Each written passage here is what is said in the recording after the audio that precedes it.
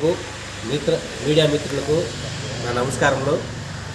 నా పేరు సుమన్, పలంనేర్ ఫైర్ స్టేషన్లో లీడింగ్ ఫైర్మెన్గా వర్క్ చేస్తున్నాను. ఈరోజు ఉదయం సుమారు 3 గంటల సమయంలో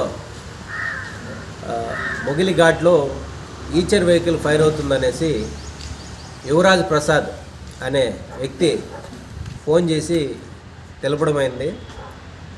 మేము మా సిబ్బంది హుటాహుటిన మా వెహికల్లో బయలుదేరి ఫైర్ స్పాట్కి చేరుకోవడం జరిగింది.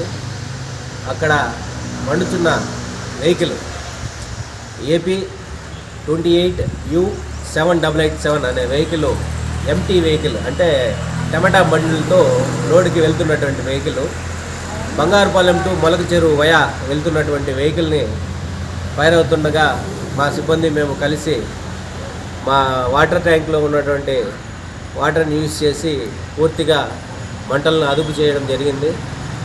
యజమాని ప్రకారం వెహికల్ యొక్క వర్త్ 19 లక్షలని తెలుపుతున్నారు.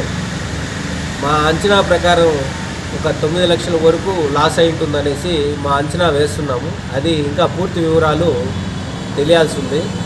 వెహికల్ యొక్క డ్రైవరు బాలాజీ అనే డ్రైవర్ ఉన్నాడు. వెహికల్లో షార్ట్ సర్క్యూట్ అయ్యి ప్యానల్ బోర్డులో నుండి స్మోకు ఫైర్ రావడంతో వెహికల్ని సైడ్గా పార్క్ చేసి తను వెహికల్లో నుండి దుంకి పారిపోయినట్లు తెలిపినాడు.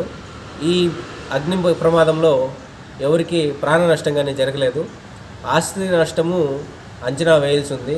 తదుపరి వివరాలను విచారణ చేసి తర్వాత తెలియపరుస్తాం.